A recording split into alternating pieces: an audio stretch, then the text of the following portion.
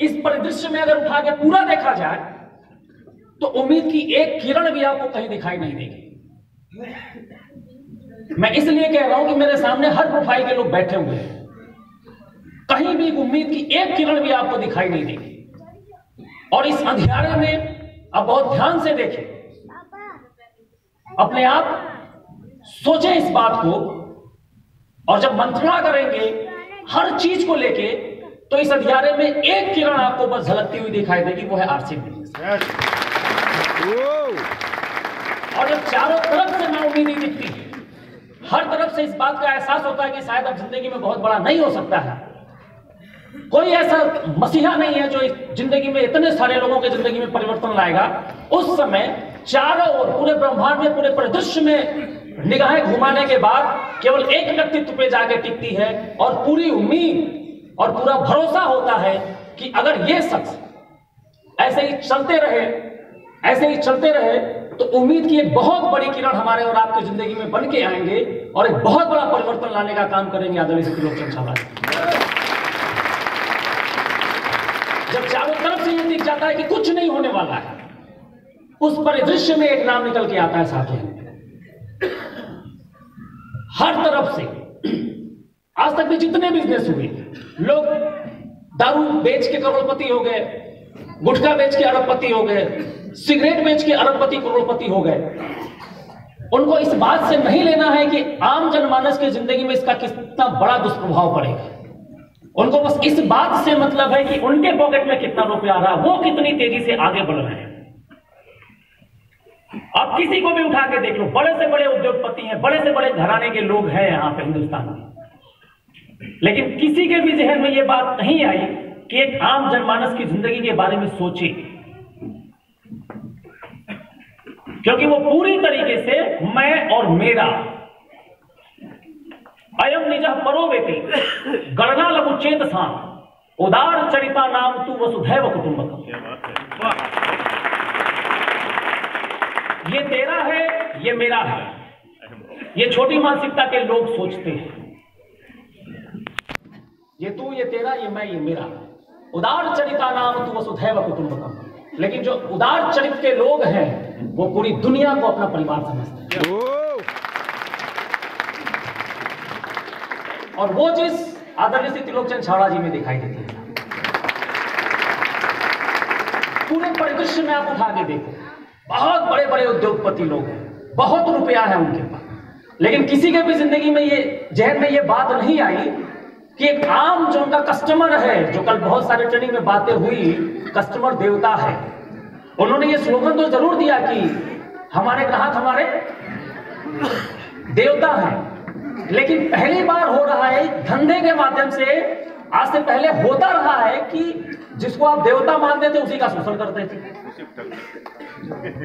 आप जिसको देवता मानते थे उसी का आप शोषण करते थे। यानी आपने सिगरेट बनाई, आपने दारू बनाई, आपने गुटखा बनाया, इस तरीके की ऐसी ऐसी चीजें बनाई जिसको ठीक करने के लिए हमने बायोलॉजी बनाया। चेंज हो गया।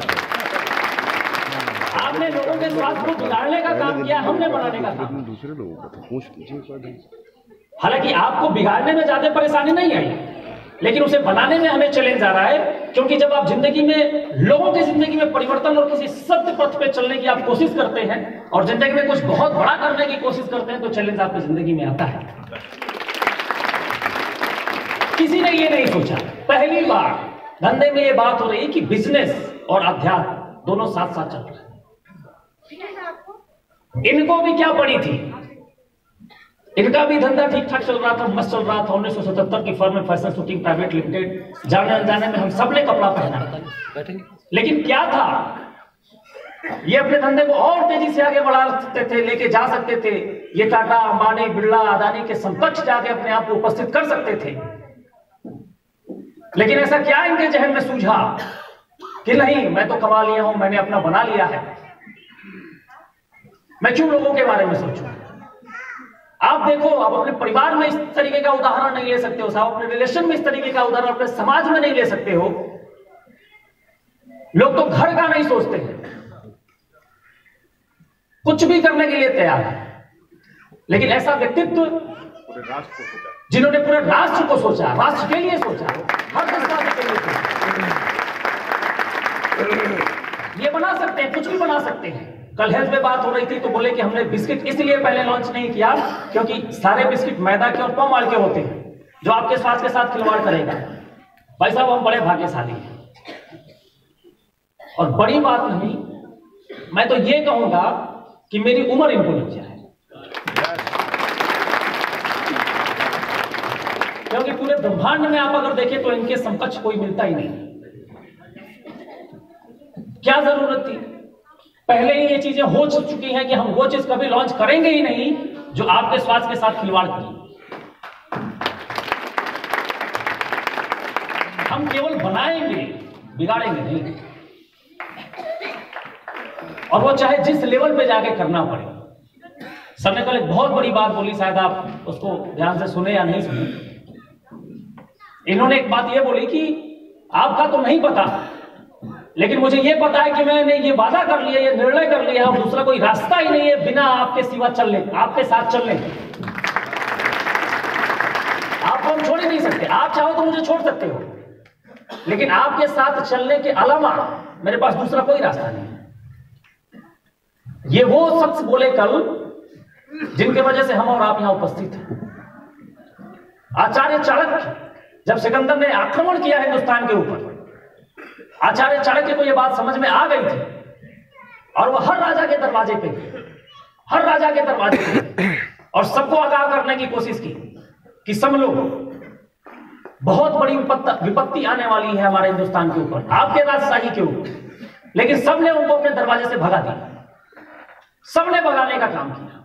बिहार के राजा नंद के पास भी गए, वो सुरा और तमाम चीजों में मस्त थे, अपनी पार्टी में मस्त थे। दरवाजे पे काफी देर तक आचार्य चाणक्य खड़े रहे, बंद कर दिया। और राजा ने पूछा कि ये कौन है? तो बोले महाराज, मैं आचार्य चाणक्य हूं और मुझे आपसे कुछ बात करनी है। तो राजा ने बोला कि अरे ये मेरे पार्टी में ये दखलंदाजी कर रहा है, इसको भगाओ यहां से। आचार्य चाणक्य की बात नहीं सुनता, आचार्य चाणक्य वहां से निकलते हैं, अपमानित करके भेजता है, वो निकलते हैं। लेकिन क्या आत्मविश्वास रहा होगा उस शख्सियत के अंदर, जब वो निकले उस राजमहल से तो रास्ते पे खड़े हुए एक लड़के को उठाया और इस तरीके से ट्रेनिंग दी कि उसको चंद्रगुप्त मौर्य बनाया, सम्राट चंद्रगुप्त मौर्य। कहने का मतलब बस यही है कि आज से पहले तमाम राजघराने हिंदुस्तान के ग्राहक को ठुकराते रहे हैं, जिसको देवता कहते थे उसी को लूटते रहे। लेकिन एक ऐसा आचार्य आया एक कॉन्सेप्ट के माध्यम से कि इतने सारे लोगों को चंद्रगुप्त मौर्य बना दिया, विजेता बना दिया। और यह बड़ी चीज है। अब इसके ताकत को आप कितना समझ रहे हैं, कितना समझने की कोशिश कर रहे हैं, वो तो आप ही जानोगे। लेकिन यह है कि अगर इसका हम सही तरीके से उपयोग करें तो जिंदगी में बहुत बड़ा परिवर्तन आना ये तो तय है। महाभारत का युद्ध होने वाला था, दुर्योधन और अर्जुन दोनों कृष्ण के पास गए, दोनों कृष्ण के पास गए और दोनों ने अपने अपने मतलब की चीजें उनसे मांगी। एक उनके सिरहाने जाके बैठा और उनके पैर के पास बैठा, और जब निगाह खुली तो उन्होंने देखा और दोनों उनके अपने थे, किसी से कोई बैर नहीं था, और दोनों के लिए कुछ ना कुछ करना उनकी जरूरत थी। और उन्होंने वादा भी किया और लोगों ने पूछा, उन्होंने खुद पूछा कि बताओ आपको क्या चाहिए, उन्होंने कहा कि बताओ आपको क्या चाहिए। तो जिसको जो मतलब की चीज थे उसने माना। हमारे आपके बीच में आदरणीय श्री त्रिलोकचंद छाबड़ा जी उपस्थित होने में चाहते हैं, पर जोरदार ताली बजा के आप